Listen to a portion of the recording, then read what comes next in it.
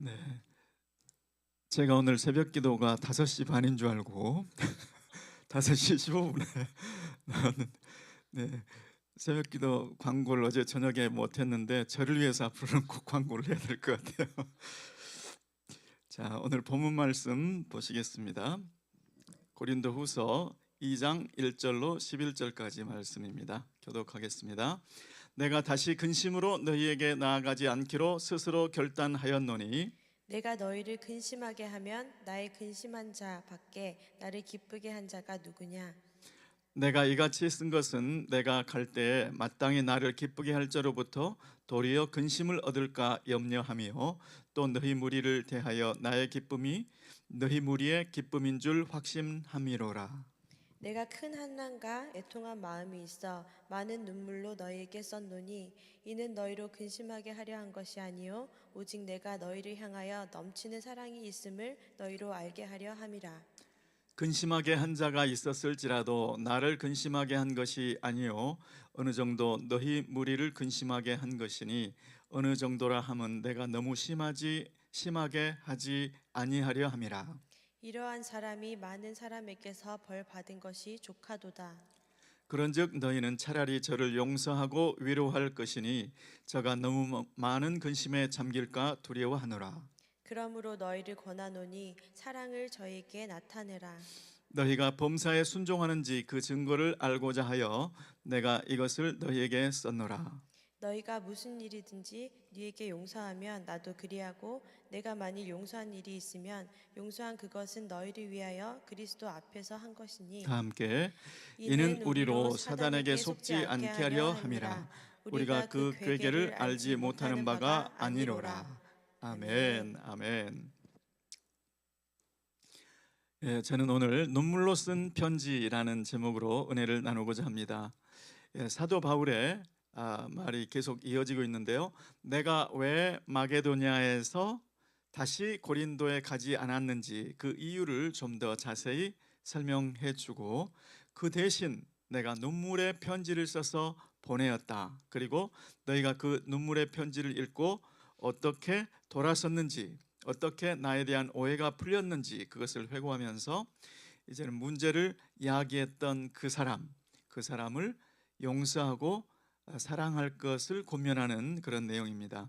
여러분 1장 어제 새벽 예배 때 1장 23절에서 그때는 마게도냐에 갔다가 고린도로 돌아가지 않은 이유를 내가 너희를 아끼려 했기 때문이다 이렇게 말씀을 했었죠. 그런데 그 아끼려 했던 그 마음을 좀 더 자세히 풀어서 지금 설명을 하고 있습니다. 자, 사도 바울은 왜 다시 고린도에 가지 않았는가? 1절 말씀에 그 이유가 나와 있죠. 내가 다시 근심으로 너희에게 나아가지 않기로 스스로 결단했기 때문에. 내가 너희를 근심하게 하면 내가 지금 이 마음으로 다시 고린도에 가게 되면 근심 충만의 마음으로 고린도에 가게 되는 것인데 그렇게 되면 너희에게 근심을 끼칠 것이 분명했기 때문에 가지 않았다 이런 말씀이죠. 여러분 사역자가 근심 충만한 모습으로 성도들한테 나가면 성도들도 근심하게 되어 있죠. 여러분 사역자가 피곤한 모습으로 피곤한 몸과 마음으로 성도님들 앞에 서게 되면 성도님들을 피곤하게 만듭니다. 또 사역자가 반대로 기쁨 충만해서 성도님들 앞에 나가면 성도님들에게 기쁨이 된다는 것이죠. 지금 그 말씀을 하고 있는 것입니다. 왜 너희에게 다시 돌아가지 못했는지 고린도 교인들에게 그 이유를 설명하고 있죠. 여러분 사역자뿐만이 아닙니다. 부모님들도 마찬가지죠. 부모가 자녀에게 어떤 모습으로 나아가는가, 아빠가 어떤 모습으로 퇴근했는가, 그날 저녁에 가족의 분위기가 좌우되죠, 그죠? 네, 그래서 우리 부모님들은 자녀들에게, 또 가정교회 목자님들은 목원들에게, 또 저는 여러분들에게 늘 기쁨 가운데 은혜 충만한 모습으로 사랑 가운데 나아가야 될 줄로 믿습니다. 그러한 저와 여러분 되시기를 예수 그리스도의 이름으로 축원합니다. 아멘. 자, 그래서 가지 않은 대신, 다시 가지 않은 대신 뭐를 보냈다? 편지를 보냈다. 그런데 그 편지는 눈물로 쓴 편지다. 2장 4절 말씀인데요. 내가 큰 환난과 애통한 마음이 있어서 많은 눈물로 너희에게 편지를 써서 보냈다. 그 편지를 기도의 편에 보냈던 것이죠. 여러분, 제가 어렸을 때 마치 한 서정시 같은 노래가 있었습니다. 제목은 눈물로 쓴 편지. 눈물로 쓴 편지는 읽을 수가 없어요. 눈물은 보이지 않으니까요. 뭐 이런 가사였어요. 그렇죠. 눈물로 쓴 편지를 어떻게 읽을 수가 있겠습니까? 눈물로 쓴 편지는 글자로는 읽을 수 없다, 이런 뜻이죠. 눈물로 쓴 편지는 머리로 지식적으로는 읽혀지지 않는다는 뜻이죠. 눈물로 쓴 편지는 마음으로만 읽을 수 있는 것이죠. 사도 바울은 만일에 마케도니아에 갔다가 고린도로 다시 돌아갔더라면 필시 잘못된 것을 지적하고 책망하고 징계하고 문제를 이렇게 바로잡았을 거예요. 사도 바울의 성격은 문제를, 갈등을 직면하는 성격입니다. 그냥 빙 돌아가는 성격이 아니었어요. 자기가 돌아가면 틀림없이 그렇게 했을 것을 자기가 아는 것이죠. 그래서 하나님께서 그거를 막으셨던 것 같아요. 그래서 사도 바울답지 않은, 사도 바울의 그 성격답지 않게 눈물로 썼더니 그 눈물로 쓴 편지가 효과가 있었다는 것이죠. 여러분, 저는 은혜 한인 교회에 있을 때는 설교할 때 한 번도 눈물을 흘려본 적이 없습니다. 그런데 우리 GMI 은혜교회에서 개척 예배 드리던 날 얼마나 눈물이 많이 나던지 제가 주체할 수 없어서 그때는 손수건을 준비 안 했거든요. 그런데 눈물이 나길래 그 다음에는 이제 손수건을 준비했는데 이제는 눈물이 안 나오더라고요. 아무튼 어떤 때는 활자로 요즘에 잉크가 얼마나 좋습니까? 레이저젯 얼마나 좋습니까? 활자로 강력하게 타이프된, 강력하게 프린트된 그 글자보다도 흐릿하고 글씨를 펜으로 썼는데 눈물을 흘리면 번지고 흐릿해진 그 편지, 때로는 글자가 없는 눈물의 편지가 더 사람들에게 강력하게 마음에서 마음으로 전달될 수가 있다는 것이죠. 여러분, 사도 바울이 그 자리에 갔더라면, 고린도 교회에 돌아갔더라면 책망, 또 고면, 징계 이런 것들이 따라갔을 텐데 눈물의 편지, 눈물로 자기의 마음을 씻으니까 거기에 그 편지에, 눈물의 편지에 어떤 내용이 담겼는가? 2장 4절에 보니까 눈물로 너희에게 썼노니 이는 너희로 근심하게 하려 한 것이 아니요 오직 내가 너희를 향하여 넘치는 사랑이 있음을 너희로 알게 하려 함이라. 그 편지의 내용은 넘치는 사랑이 담겼다는 거예요. 그 편지가 지금 전해져 내려오지 않은 게 참 아쉬운데, 그 편지를 쓸 때 사도 바울의 환경은 어떠했는가? 2장 4절 초반에 보면 내가 큰 환난이 있었다 그때, 또 애통한 마음에 고통이 있었다 이렇게 이야기하고 있습니다. 외적으로는 환난이 있고, 물론 자신의 사도권을 의심하고 도전해오는 고린도 교회의 그 분위기도 고통이었을 거예요. 환난이라고 표현할 수 있었을 거예요. 그런데 이 소식을 들었을 때가 사도 바울이 에베소에서 사역하고 있었을 때잖아요. 에베소, 우상의 도시 에베소에서 사역하던 날 편할 날이 없었던 거예요. 외적으로는 그런 어려움이 있는 데다가 또 고린도 교회의 소식을 들은 그 어려움, 고통이 더해져서 그 마음 가운데는 애통한 마음이었다. 마음의 고통 가운데 그 편지를 썼다는 것이죠. 그런데 보통 감정적인 상황에서 편지를 쓰게 되면 편지가 거칠게 될 수 있잖아요. 그런데 사도 바울의 이 편지는 그 편지 안에 사랑이, 너희를 향한 나의 사랑을 가득 담았다. 눈물로 쓴 편지고 내용은 사랑이었다. 그랬더니 그 편지가 고린도 교회 성도들에게 가슴에 와 닿았다는 것이죠. 여러분, 어느 목사님이 간증했던 내용이 생각납니다. 이 눈물의 편지를 생각하니까 이 목사님이 떠돌아다니는 학생들, 동네에서 뒷골목에서 문제를 일으키던 그런 애들을 돌보던 그런 목사님이었대요. 그래서 먹여주기도 하고 재워주기도 하고 그랬는데 계속 말썽을 피우는 거예요. 또 어느 경찰서에서 연락이 와서 목사님, 이 애들이 지금 여기 와 있으니까 좀 와주시죠. 그 애들을 다시 경찰서에서 이제 밖으로 데려오고 난 다음에 집합, 내가 너희들을 잘못 가르쳤다. 그래서 오늘은 내가 너희를 때리지 않고 너희가 나를 때려라. 그리고 몽둥이를 줬다는 거죠. 그 대신 몽둥이를 줬는데 나를 아프게 때리지 않고 대충 때리는 놈은 내가 오늘 가만두지 않겠다. 이렇게 했는데 그만 어떤 애가 자기를 때렸는데 이 엉덩이 그 끝에 꼬리뼈를 맞았다는 거예요. 이 꼬리뼈 잘못 맞으면 큰일 납니다, 여러분. 그 목사님이 그냥 얼마나 아팠던지 짐승처럼 소리를 지르면서 울면서 거기를 뺑글뺑글 돌았대요. 그랬더니 그 말썽쟁이 애들이 그날 이후로 돌아왔다는 거예요. 야, 우리 목사님이 진심이네. 우리 목사님도 사람이네. 우리 목사님도 눈물이 있네. 우리들 앞에서 눈물을 보이네. 자기가 지금까지 수없이 훈계하고 권면하고 했던 수많은 말들보다도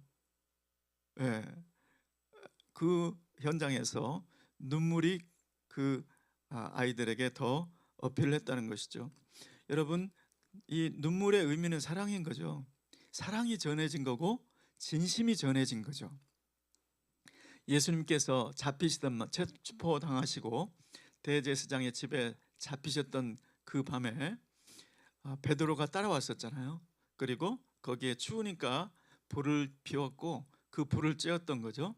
그런데 어떤 종이 베드로더러 너도 그와 함께 있었다. 그러니까 베드로가 그것을 부인하지 않습니까? 그 다음에 또 얼마 있다가 너는 갈릴리 사람, 너도 그와 한 패거리야. 그러니까 또 한 번 베드로가 부인하지 않습니까? 그로부터 또 1시간쯤 지났을 때 또 한 종이 베드로에게 너도 이 사람과 한 패다. 그랬을 때 베드로가 저주하면서 부인하지 않습니까? 그런데 그때 예수님의 눈이 베드로의 눈과 마주쳤다고 누가복음 26장에 기록되어 있습니다. 여러분, 그 예수님의 눈초리는, 그 눈매는 어떤 눈매였을까요? 너 그럴 줄 알았어. 실망이야. 너 수제자가 이럴 수 있어. 배신에 노여워하는 그런 눈초리였을까요?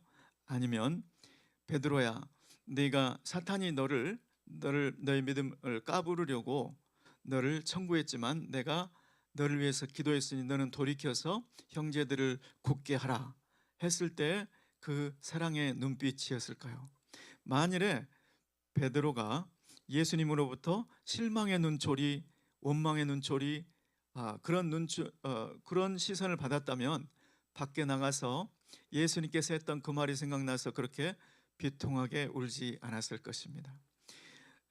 때로는 우리가 잘 정리된 어떤 말, 이야기, 훈계, 지적, 징계, 책망 이런 것보다도 더 그거 하는 목적은 잘 되게 하려고 하는 건데, 잘 되게 하는 데는 그런 말보다는, 그런 잘 쓰여진 글보다는 때로 우리의 마음이, 아무런 형식 없이 우리의 마음이 전달될 때, 그것이 눈물일 수도 있고, 그것이 침묵일 수도 있고, 그것이 우리의 눈빛일 수도 있고, 그것이 우리의 몸짓일 수도 있는데, 마음이 전달되었을 때에, 사랑이 전달되었을 때에 가장 웅변적인, 가장 강력한 효과가 있는 줄 믿습니다. 우리 목회자들은 목회자들대로 그냥 한번 꾸지람을 하고 싶고, 그냥 한번 징계를 내리고 싶은 마음이 있을 수가 있겠죠. 그렇지만 그것이 사람을 살리는 것이 아니라, 그것이 사람을 세우는 것이 아니라, 그것이 사람의 마음을 변화시키는 것이 아니라, 성령께서 역사하실 때 우리의 사랑이 오히려 더 강력한 것임을 믿습니다. 저 여러분은 우리 특별히 가장 가까운 데서부터 부부간에도, 또 가족의 부모와 자녀 간에도, 왜 우리 엄마는 예수 믿는다고 하면서 나에게 이렇게 짜증내는 거야, 신경질 내는 거야, 잘 되라고 하는 일인데 그걸 모르고 애들이 그렇게 생각하잖아요. 그런데 때로는 말들보다도 내가 너를 얼마나 사랑하는지 그것이 전달되는 방법, 그것이 눈물이든지 그것이 카드든지 그것이 어떤 것이든지 그런 쪽으로 접근하는 지혜로운 저와 여러분 되시기를 예수 그리스도의 이름으로 축원합니다. 그리고는 더 놀라운 것은 이제 그 한 사람, 그러니까 주동자가 있었던 것이죠. 사도 바울이라고 바울 사도 아니야 이렇게 말했던 한 주동자가 있었던 것이죠. 그런데 그 사람, 이제 고린도 교회가 바울이 보냈던 그 눈물의 편지를 읽고 마음을 완전히 돌이키니까 그 한 사람이 이제 벌을 받은 것이죠. 어떤 식으로 벌을 했는지는 기록되어 있지 않지만, 이제 그 사람이 그 고린도 교회에서 견디기가 힘들어지게 된 상황이 된 거죠. 그랬을 때 사도 바울이 이제는 족하다, 너희는 차라리 저를 용서하고 위로하고 사랑을 나타내라, 이렇게 이야기해 주죠. 여러분, 만일에 저 같은 경우에 어떤 교회에 내가 사역을 했는데 어떤 한 성도가 내가 목사가 아니라고, 저 사람 가짜라고, 저 사람 이중인격자라고 막 문제를 퍼뜨려 가지고 교회가 그냥 문제가 있었는데, 그 문제가 만일에 이제 해결됐다고, 잠잠해졌다고 했을 때 내가 사도 바울처럼 이야기할 수 있을까? 그 사람은 차라리 우리 교회에 떠나는 것이 좋아, 이렇게 생각하지 않았을까? 저는 그렇게 생각합니다. 그런데 사도 바울은 전혀 그런 게 아니에요. 저를 용서하고 진심으로 용서해 주라. 그리고 제가 이제 마치 그 교회, 고린도 교회 공동체에서 왕따가 된 것처럼 아무도 상대해 주지 않는 것 같은 그 사람, 너무 많은 근심에 잠길까 하니 저를 위로해 주고 아가페 사랑을 나타내라. 와, 이거 저한테 주시는 말씀인 것 같아요. 그것도 얼마나 겸손한 태도로 말씀하는지. 사도의 권위가 있잖아요. 그런데 그 사도가 이렇게 하라니까 이게 아니고, 10절 말씀해 보니까 너희가 무슨 일이든지 네게 용서하면 나도 그리 하겠다. 내가 지금 용서하라고 권면을 하는데 인커리지 해주는 거야. 용서하라고 지금 명령하는 건 아니야.